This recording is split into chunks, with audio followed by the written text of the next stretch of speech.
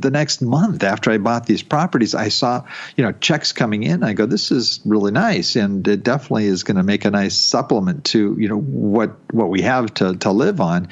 And then really started exploring it further, did a lot more research, really dug into it, and found out, this would be not only a great way for us to, have a nice retirement, but also to bless our kids and to create a legacy for them that we can hand down to them as well. In addition to that, to be able to generate funds for our organization, Child Hope International in Haiti. Welcome to CREPN Radio for influential commercial real estate professionals who work with investors, buyers, and sellers of commercial real estate coast to coast. Whether you're an investor, broker, lender, property manager, attorney, or accountant, we're here to learn from the experts. Welcome to Commercial Real Estate Pro Network CREPN Radio. This is episode number 87. This is the podcast where we talk about everything to do with commercial real estate. We do this through weekly conversations with commercial real estate investors and professionals who provide their experience and insight to help you grow your real estate portfolio. Whether you're an experienced investor who's looking to get out, or you've been thinking about investing, or you're somewhere in between, we're glad you're here. My name is J. Darren Gross. In just a minute, we're going to speak with Bill Manassero. Bill is the host of the Old Dogs REI Network podcast. And he's on a mission to get 1,000 doors in 6 years. Now, if 1,000 doors in 6 years is not ambitious enough, keep in mind he started when he was 60 and expects to have the 1,000 by the time he turns 66.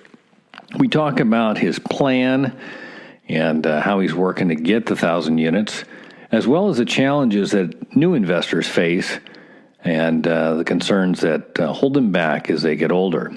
Be sure to check the show notes. There's a link to a paper Bill authored, and it's titled 7 Reasons Why Real Estate Investing is the Best Way for Seniors to Make Money. But first, we've got a couple of things we need to address. A little housekeeping. If you're on social media, go ahead and reach out and connect. Let me count up here. We're on Facebook, Instagram, Twitter, LinkedIn, and also on Snapchat now. If you like to take pictures and draw glasses and mustaches and all the fun stuff. You can find me. I'm under J. Darren Gross. Again, it's the letter J. Darren, D-A-R-R-I-N, Gross, G-R-O-S-S. Also, be sure to look up Commercial Real Estate Pro Network on Facebook, LinkedIn, and Twitter. And if you're on LinkedIn, check out our group, Commercial Real Estate Pro Network. It's a great place to network with commercial real estate professionals. All right, let's get on to the show. My guest this morning is Bill Manassero. Bill is a missionary, or he's been a missionary to Haiti. He's a real estate investor with a goal to have 1,000 units by 2020. And he's also the host of the Old Dogs Real Estate Investment Network. Bill, welcome to the program. Well, Darren, thanks for having me on. It's my honor to be here today. Well, I am so looking forward to talking to you today. Bill, and before we get into it, if I could have you explain to my listeners a little bit about your background and how you got into real estate. Well, sure. Thanks so much again for letting me be on. My background, I grew up in Southern California. I basically went to school here, and when I graduated from school, I went into financial services, into banking, and was in the banking area. Started as a teller, worked my way up to a vice president position, and managed a branch in Beverly Hills. And I transitioned into marketing advertising, which is an area I really enjoyed, and began an advertising public relations firm. Did that for years, kind of moved into technology as things were starting to take off in software and in the internet world, and moved into that area, oversaw a Southern California organization called the Software Council of Southern California, and started getting involved with young companies that were seeking funding and bringing them together with venture capitalists at an annual event we called VentureNet, and eventually was pulled into one of those companies. It was a startup that was started with Meg Whitman and a few others that she went to school with at Harvard, and got involved, and it was very much at that time I was really kind of drawn into ministry. At the same time, I was very involved in a children's ministry, and doing that at the same time as launching a new internet startup, and so it's kind of figuring out which way I was going to go. Well, the economy kind of decided at a certain point when the internet bubble burst, and all of my stock options were basically worth nothing at that point, and so moved into full-time ministry. Ended up in Haiti, where we have a nonprofit organization there that ministers to kids on the streets, abandoned, orphaned, and at-risk children, both boys and girls in Haiti. We have a boys' home, a girls' home, a school, a transition program that we have incubator businesses that the kids can learn a trade in and be able to graduate out and actually start their own businesses. So it was very involved in that up until a couple of years ago, and we had spent a number of years, over 12 years in Haiti, and it was time for us to go back and basically retire. And as I was prepping for retirement, I basically started looking at all the numbers and all of the assets that I had, and said, gee, this is going to be a challenge. And so I started looking at, what was I going to do? And I was thinking, well, maybe I have to go back to work. There were just a number of different options that I was considering at the time. Ended up in just doing some investing in real estate, more to sort of round out my portfolio. But as I got involved with it, I started the next month after I bought these properties, I saw, checks coming in. I go, this is really nice, and it definitely is going to make a nice supplement to, what we have to live on. And then really started exploring it further, did a lot more research, really dug into it, and found out, gee, this would be not only a great way for us to, have a nice retirement, but also to bless our kids and to create a legacy for them that we can hand down to them as well. In addition to that, to be able to generate funds for our organization, Child Hope International in Haiti. So that's really where this all started from. Is I started at 60 years of age.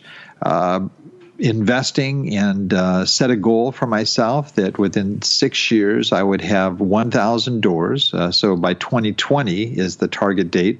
I plan on having 1,000 doors. That would, and that means when you say doors, some people may not know that term, but basically, if you have a house, it's one door. If you have a duplex, it's two doors. Apartment, a 10-unit apartment, of course, would be 10 doors. So it could be a combination of different types of properties, but the idea is the amount of cash flow you make per door. So that's what I started doing. As I was doing this, I was talking to a lot of my friends who are also old dogs that have been around a while, and some of them are already in retirement, some are approaching retirement, and they're asking me, what are you doing with this real estate investing thing? What exactly? So I'm sharing with them what I'm doing, and because sort of each step as I got involved in it, and I just kind of got tired of sending a lot of emails out on a regular basis. So I created a blog, and from that blog, it evolved into a podcast, and it became a way of letting not just my immediate friends know about how they can get involved with real estate, but also those other old dogs out there that are 50 plus that are either approaching retirement or in retirement that really are looking at a way to supplement their retirement. Wow, that's a one. It's a journey, but that's an ambitious goal. the thousand units in 6 years. I'm curious. So I want to know two things. Your first property. What was your first property? Well, the first property I bought was in Memphis. I was still in Haiti at the time. I had received an inheritance check in the mail, and I was already involved in the stock market, and I was really getting skeptical about putting any more into the stock market, especially all the volatility and so forth that have happened in the last few years. So I said, well, maybe I'll diversify here and just invest in real estate. So I looked at key markets that I thought there'd be a good investment. In other words, a place where appreciation was more than likely for any property I would buy that also had a strong demand for rental property. So I narrowed it down to two cities, Atlanta and Memphis, which are still great investment markets, by the way. I'm in Haiti. I'm ready to go hop on a plane, and within about 5-6 days, I had three properties. And so I purchased two in Memphis and one in Atlanta. I initially bought a single-family home and a duplex in Memphis, and a single-family home in Atlanta, and then hopped on the plane and flew on back. That was my adventure out there. 3 homes in a week. So you had your app open and you put 3 properties in the shopping cart, and away you go, huh? That's what it was like. I probably would have done it on eBay if I could have. I actually have bid on properties on eBay, though, so I shouldn't laugh about that. But I love that. I mean, I love the fact that it is such a. There's so much information out there, and you can transact business like that. I'm curious on the. Do you still have those properties? I still have those properties. Yes, I've leveraged them to buy larger properties, and the most recent purchase was a 22-unit in Indianapolis. Okay, and so how many doors are you at today? I have 28 doors currently, and I am my goal. Now, what I do each time is I'll look at year 1, year 2, and so forth. That I look at the let's say I started initially with 3 properties, and so I had to double those. So I had to get 6 properties in the second year, and then I had to double that. So it not only double what I had, but double what the total cumulative number of properties was. So right now I'm at 28. My goal should really be I should have achieved, I think 36 would have been the number if I stayed on task. So I'm 6 units behind where I should be, and so I would be doubling that. So technically I should be going after 72 doors, but I'm actually going to be going at 100 plus, because it's so close, and 100 plus, there are a lot more advantages to buy a property with 100 plus. I can have on-site management. I can have even on-site maintenance.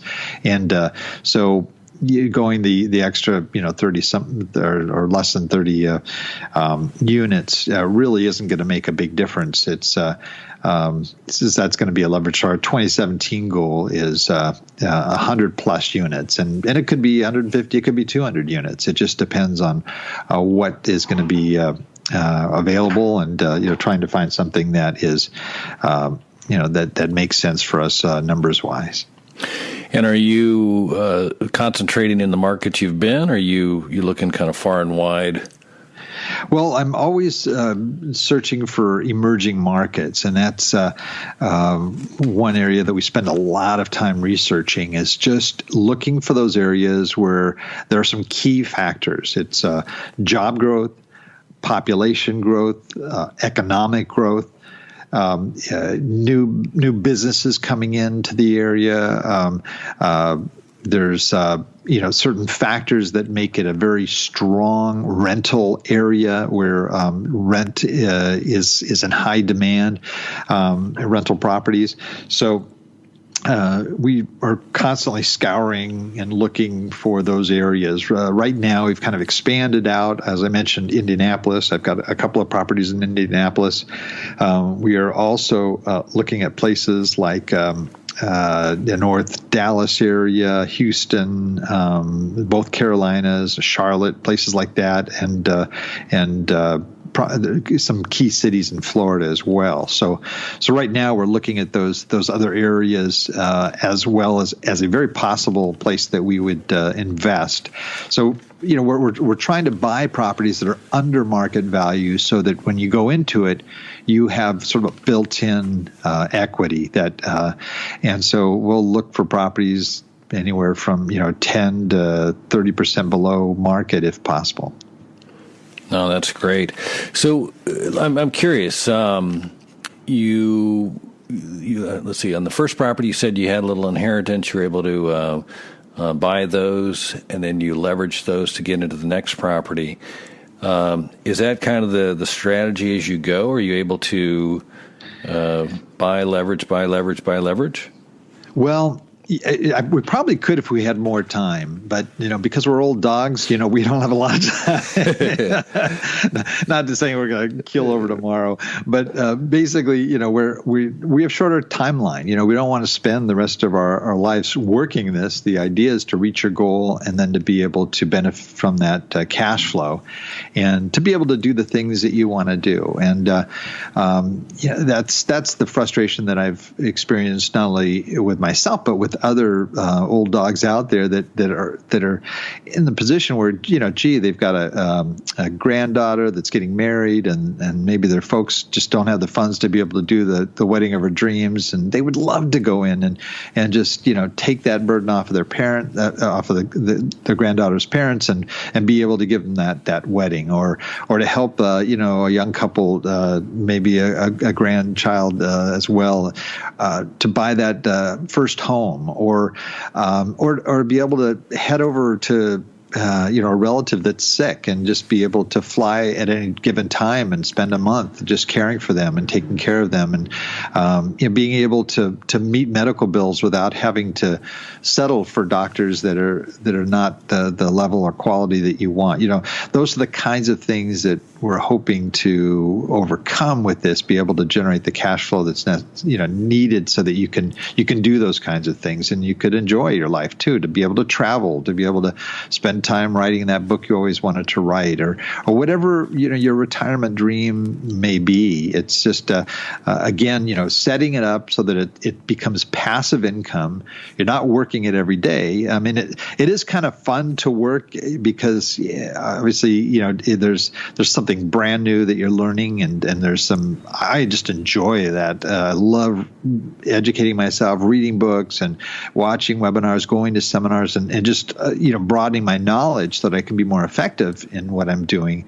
But at a certain point too, I don't want to be spending. I don't want another full-time job. I've kind of been there and done that many times over. And at this point, I want to be free to be able to be available for my family, to be able to fly to Haiti and to continue some of the work we do out there, and to have that flexibility. So that's really the goal, is to set up a very passive sort of income source that comes in, that gives you a lot of freedom to be able to do what you need to when you want to. So are you attracting investors? Are you syndicating or raising funds to go out and do some of these additional properties? To answer your original question, is if I had 20 years, I probably could leverage each time, because I do seek out properties. I hope to, for example, that 22 unit, within 2 or 3 years, I hope to double the value of that property.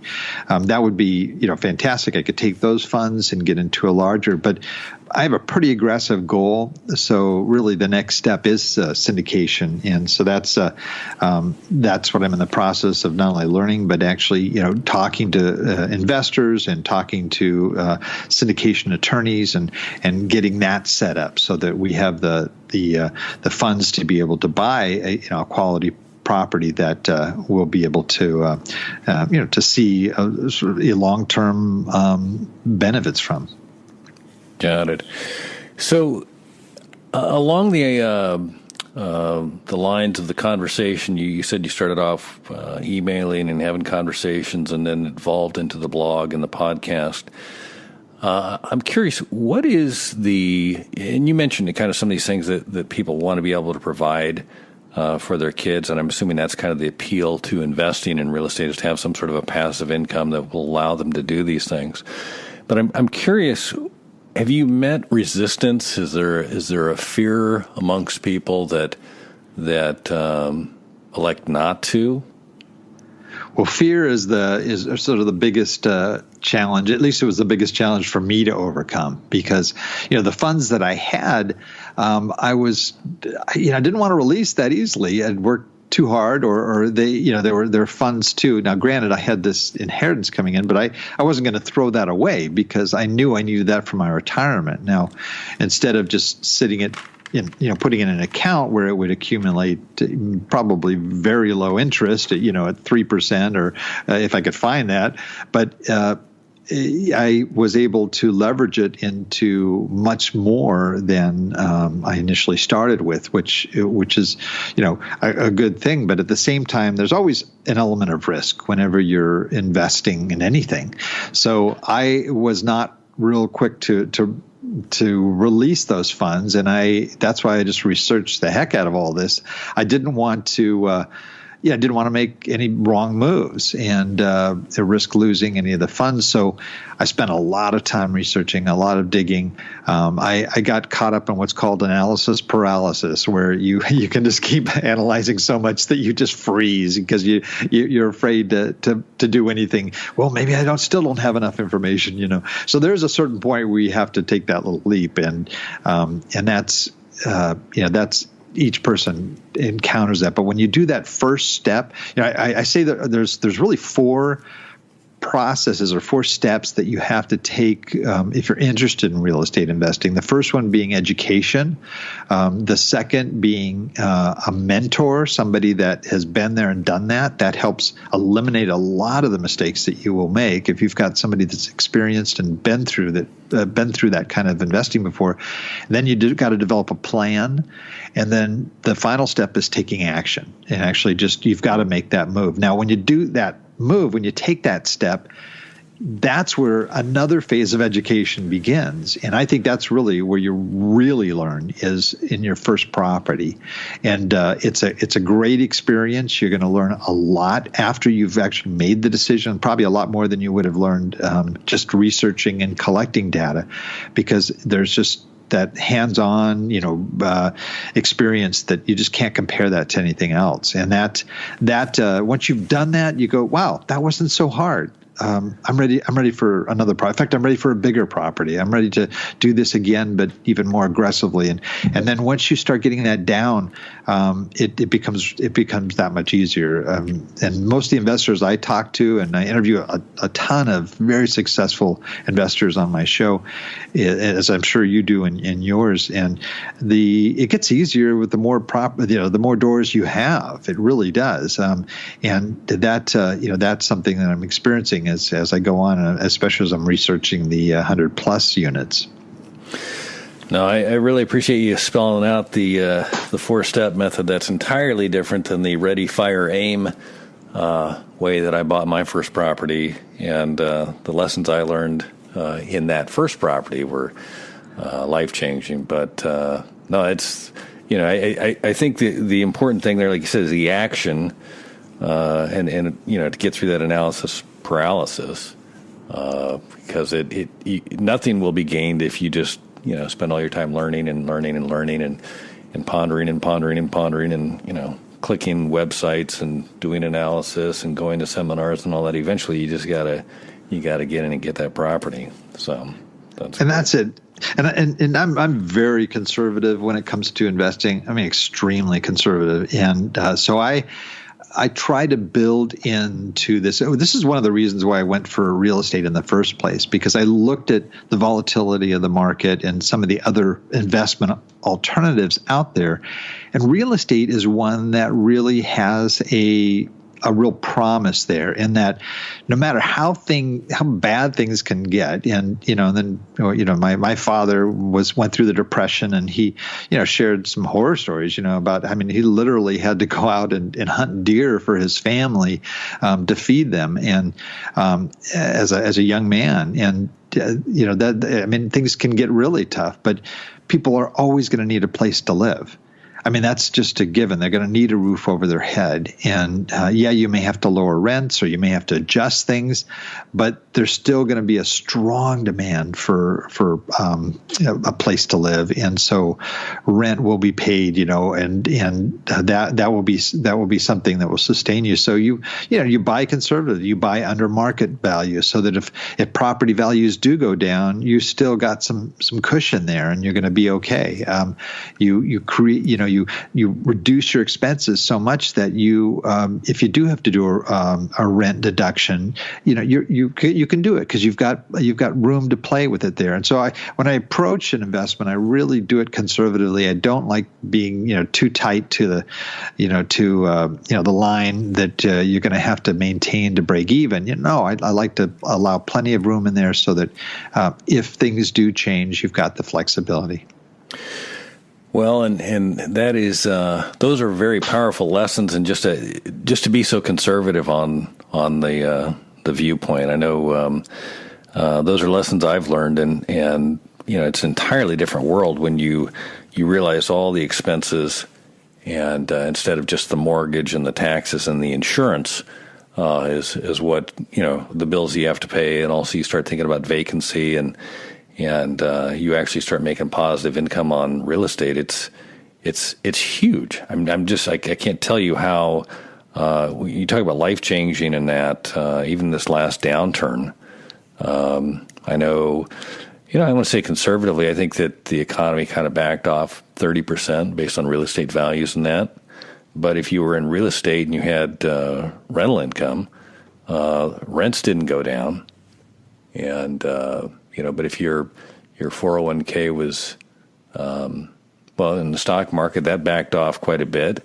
And then it's come back quite a bit here in the last couple of years. But you start looking at what the bank's going to give you on a safe rate of less than 1% kind of thing. And just the ability to generate some income and like I said, passive income. And I'm just kind of curious, what do you have any kind of a sense of rate of return based on? Is there a target rate of return that you look for when you go buy a property, or how do you, when you're looking for a property, do you have you mentioned all of the kind of the economic stuff, the where's, the key things that you look for, but is there any kind of a rate of return that you look for? Yeah, I mean, I look at what I know I could do in the market, and I've been in the market for years, so I've always had at least 10%, 8 to 10% return, and so I'm looking for the same thing on the real estate side, and it depends on the property, it depends on the area, there are a lot of factors, but if I can get that 10%, then I'm happy. I'm more than happy. Now that's just on the cash flow side, or the cash on cash side. The cap rates, they vary from city to city, and that is a even more conservative number. And like in California where I live, the cap rates are ridiculously low. They're down like 5, 4, 3%, depending on where you are. But that's why I'm investing primarily in the Middle West and the South, where you can still get some real strong returns, and the markets out there. So that's we have, for example, on our syndications, we're putting that together. We're looking at, a minimum of 7% for investors, so that they'll have a 7% regular return on their money. And then when that property is refinanced or sold, then they get a part of the equity that's in it. And, for buying low and selling high, then, there's also an additional pretty significant return. And that's what is called sort of an annualized return, which you factor in both the cash flow and the equity. And that can be, 20, 25%. So, when you hold on to the property, sometimes you go in with a mindset to, hold on to it for 5 years, 3 years, 7 years. It just depends on the market and what the market's doing. And you have to, watch and monitor as you go along. It's something that, can be affected by the economy, but generally, your return is going to be pretty significant if you add in that equity at the end when you either sell the property or refinance. On the your plan to 1,000 doors, I'm just kind of curious. Is that a buy and hold strategy? I mean, would you intend to get to the 1,000 and continue? And if you're doing that through syndication, do you have any kind of thoughts on how to do that, or? Well, that is isn't that the $1 million question? Right. It's so funny because I'm looking at the properties, at least in terms of building up those 1,000 doors, is selling in 3 to 5 years, being able to leverage the equity from that to purchase an even larger property, and to be able to continue that process. The challenge that you have, it's really interesting, and I'll just share this with you just as a little note here. I met with a guy, Samuel Freshman. I don't know if you've heard of him before, but he is what I would say the guy that wrote the book on syndication. I mean, he's based in L.A. He's lived in Beverly Hills all his life. He's an extremely successful investor.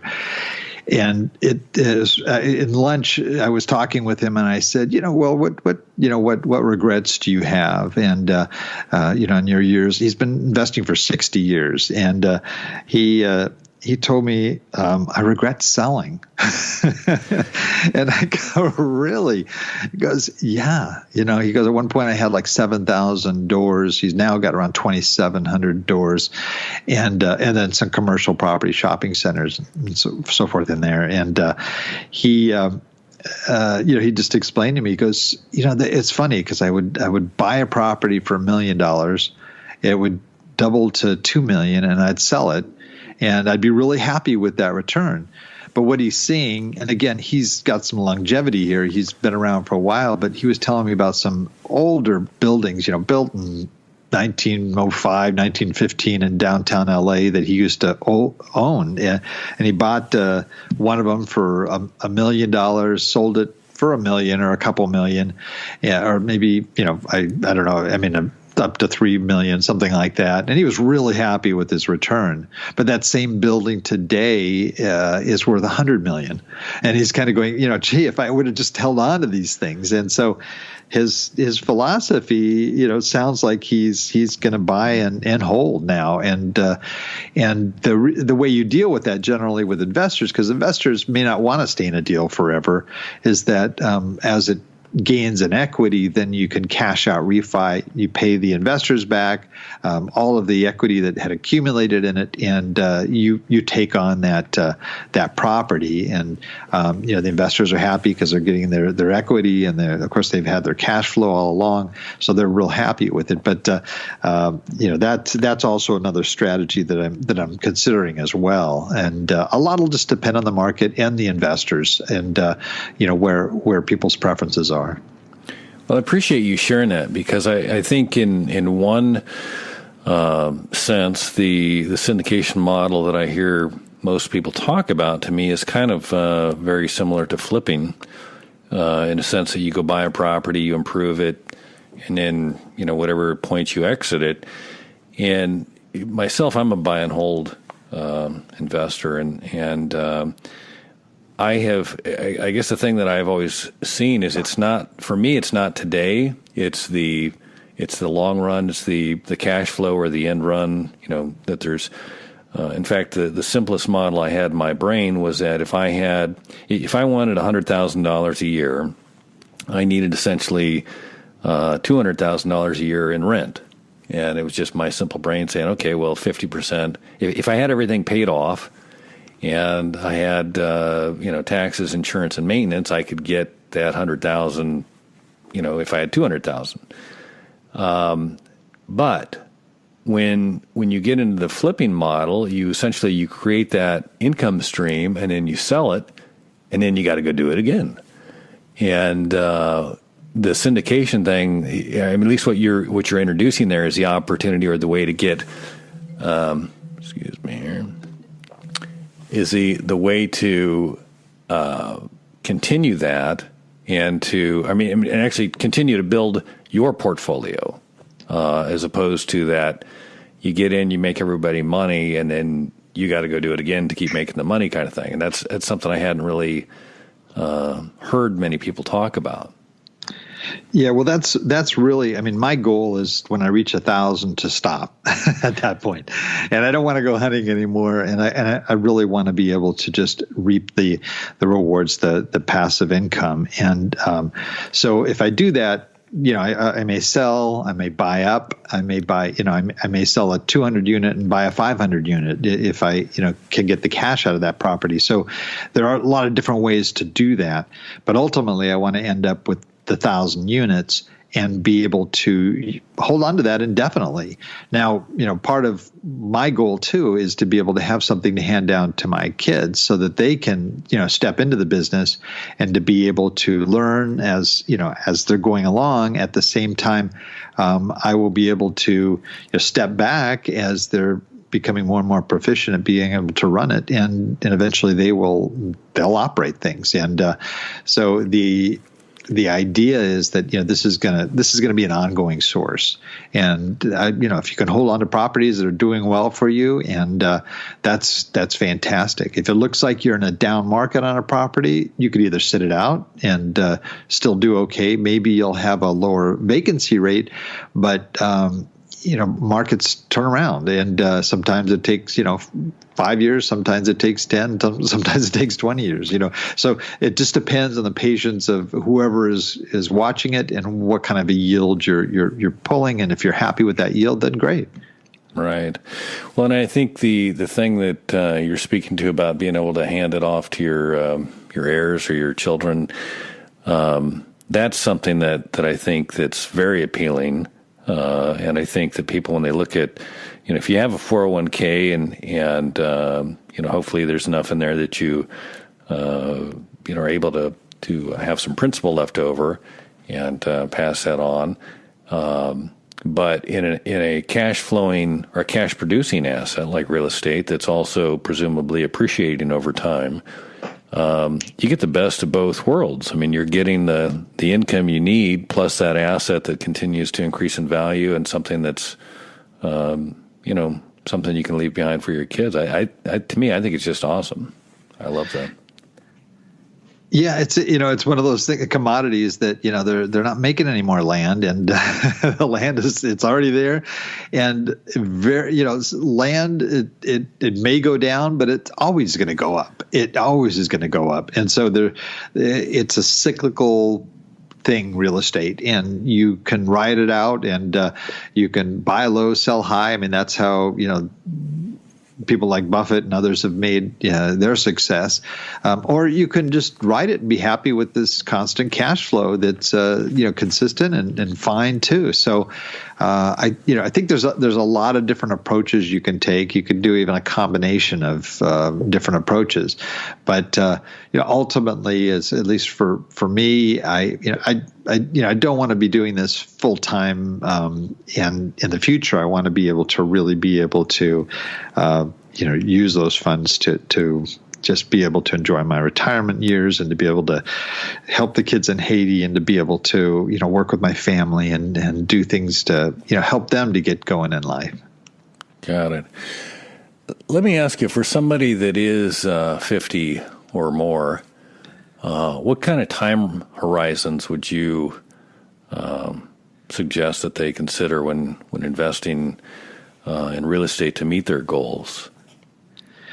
That's a real good question. I would say that if you are currently working, you have I would say an advantage that those that are already retired might not have, in that you have W-2 income. And while you have W-2 income, you can establish a lot of things that can help you for your retirement. You can establish lines of credit that you can access later on at a different time. Applying for I've been a 1099 person for a long time now, and so getting loans and the ideal loans at the greatest rates and greatest terms are difficult for a 1099 guy. They want to see W-2 employment, and even though it may be a strong 1099 income, they still prefer that. So you can do a lot of things before you retire to leverage that, to get your credit in order, to get lines of credit, to establish these things. One thing that I recommend to people is that you really establish a separate business entity for your investing. And with that entity, funds that go in and out of that entity, and you protect your own personal credit scores, your credit history, and by doing that, it gives you just a lot more leverage. So you're building up this business entity and its credit and its lines of credit, and you can access those because there's a lot of expenses involved in real estate. Not only just putting money down on it, but we do what are called value add plays, where we'll take a property that just needs upgrading, and you can go in there and you can rehab units, you can landscape, you can do some nice things on the outside to kind of upgrade the building.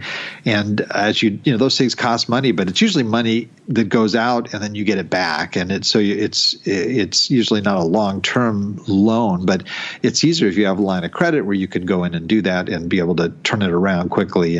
But if you're, what I found out is, as I was doing this on my own, is that I would, go out and I'd have to buy, carpet for this huge building, and all of a sudden there'd be a $5,000, $10,000 debt that I would use because I didn't want to use it in my working liquid capital.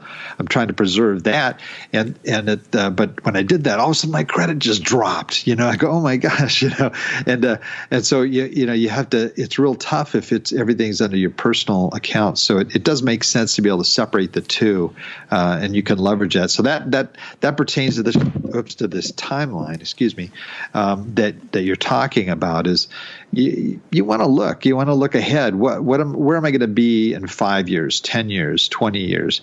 How much am I going to want to travel? How much am I going to want to do this or that when I'm in my 80s, or maybe even in my mid to late 70s? You want to be able to structure your plan, whatever it is, so that you can have the energy and the health to be able to do the things that you want to do as well. So that's why I took the 6-year plan, because I'll still be in my 60s and I'll have time to be able to and the energy and hopefully physical ability to be able to do the things that I really want to do with my kids and grandkids.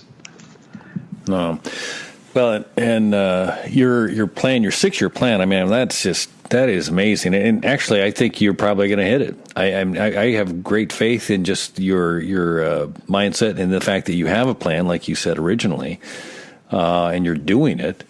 I believe you'll get there.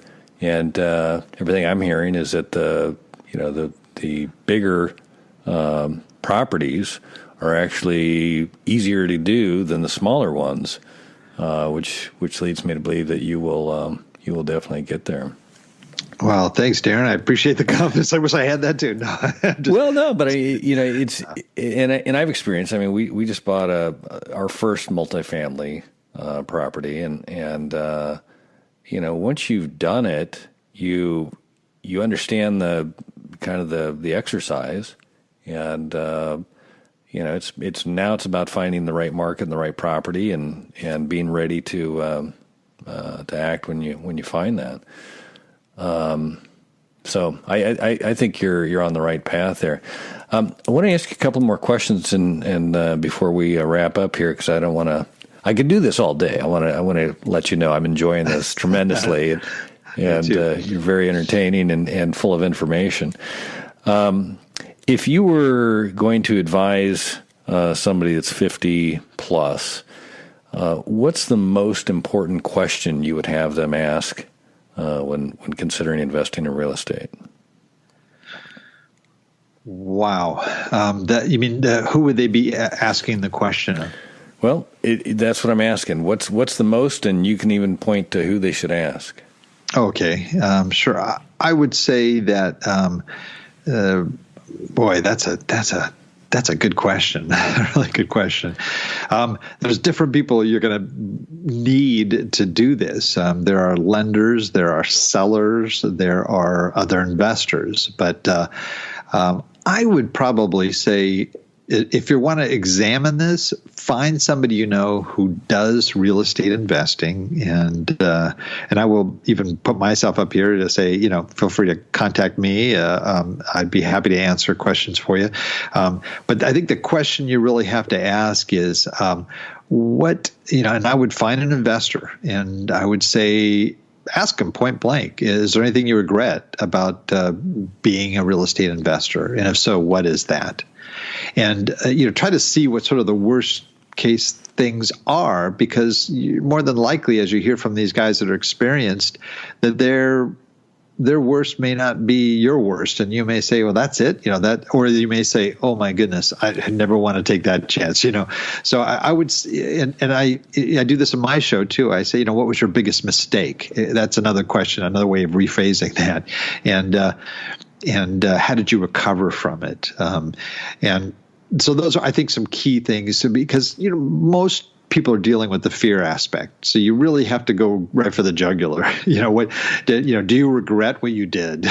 Is this, if you had a choice of doing anything else in your life, would you have chosen it over being an investor? And so I would direct it to other investors, and that'll help you to see. And there's a whole myriad of different ways to invest in real estate. I mean, we're just talking about rentals, but there's land, raw land, and people flip raw land. There are people that invest in deeds and trusts and tax lien properties and flipping. I mean, you can go on. And then there's the real passive type that are happy with their income. They're doing fine, but they would just like to be able to leverage the money that they do have, because they feel like they're not earning enough.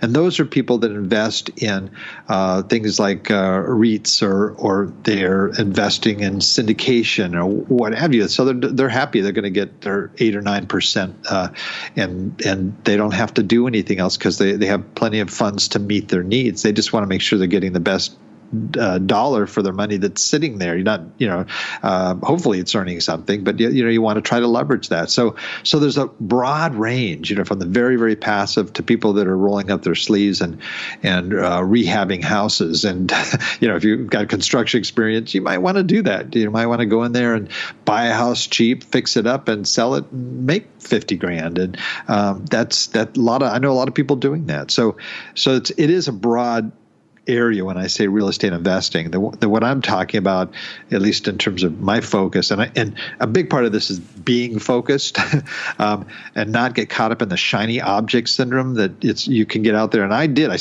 wanted to flip at first, and then I said, no, wholesaling is better. And then I went through all these things till I finally got to something that I thought would be passive enough that I could really enjoy my retirement years and not work full time, and that really ended up being rental properties. So it does depend, but I think your first question should be of a real estate investor, and to find out really what's the biggest thing I should fear, what's your biggest mistake, what do you regret, and those types of questions. No, I love that answer, and because I think that's if you don't do that, you're basically going to be swayed by information you've read or information you've heard or the horror stories you've heard from third hand kind of thing. And I remember before I got started, there was the guy talking about, oh my God, calls in the middle of the night about plugged toilets and all this stuff, and I'm going like, and 20 years, I don't think I've had one call of a plugged toilet, and it was the tenant's kid shoved something down there. I mean, it was not like at least it wasn't the tenant's kid, stuck in the no, but and it was like, all right, call the plumber. It wasn't. I wasn't down there reaching, and it was not. It was not a.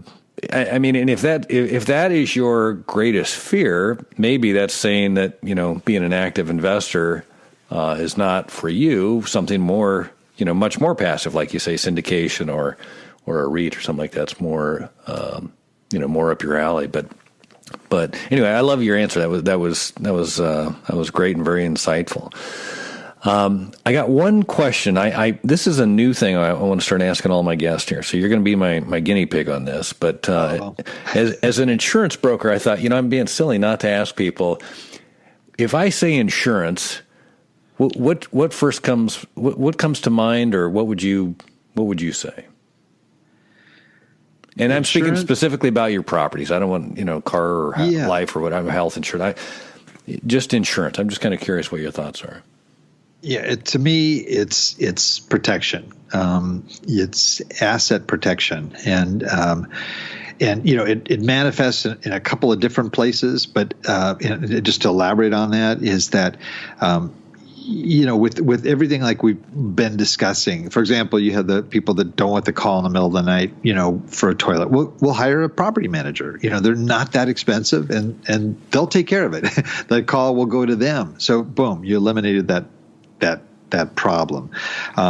With insurance, with properties, especially when you're owning thousands of units or 1,000 units or even hundreds of units, you're working with their individuals living in those units. And that's one thing, you always got to look at is the fact that, you're providing a service for people by providing them a home to live in. And when you have people, you're going to have issues. And sometimes it'll be just, something as simple as, Auntie so-and-so is gossiping about, this lady down at the end of the hall or something of that nature, to people that are, looking to make some money in a lawsuit and, may even stage something or who knows what. So by having proper insurance coverage, for me, that eliminates one more fear factor. And it really does. It's an issue of these fear factors, whether it's a clogged toilet or it's a multi-million-dollar lawsuit. I want to have those fears addressed. And one way for me that's really important to do that is by insurance. And, not just the liability property side, but, the umbrella coverage that it goes against these fallacious lawsuits that people will, just throw at you. And I also set up structures with LLCs and other things too to protect against those things. So that is a very, very important aspect. But when I think of insurance, I think of security, I think of protection, and safety there. So, all right. Well, at least you didn't say, we've got to end this call here. I've got all the insurance I need. That's it. I just love it. But I appreciate you taking that on there. Bill, like I said, I could do this for a lot more time, but I'm looking at the clock here, and we've been going almost 60 minutes here. I want to thank you for doing this, but before we wrap up, what is the best way for our listeners to get in touch or follow you and what you're doing?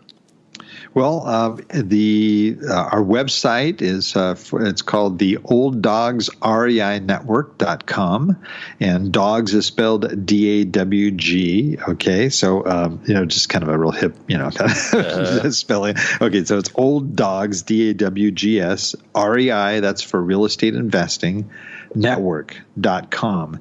And through there, you can reach me. There's a contact page there. You can send me an email. I always return emails to people, back to people that write to me. So feel free to use that contact page to do that.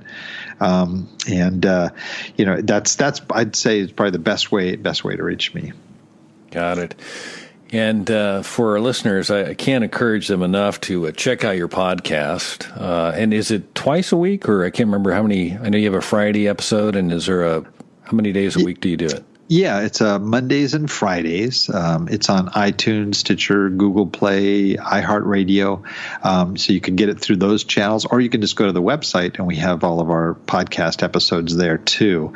So you can access it. Mondays are generally interviews where we have some great guests that have been there and done that. A lot of old dogs as well that have started later in life and are doing really well and successful with real estate investing. And then on Fridays, sort of my solo days where I zero in on key things of value to people. When I share my journey, my 1,000 units by 2020, so people can hear step by step the successes and the not so successful parts of my plan and how things are going and updates. But I also share a lot of educational stuff too. Like what is cap rate? What's return on investment? What's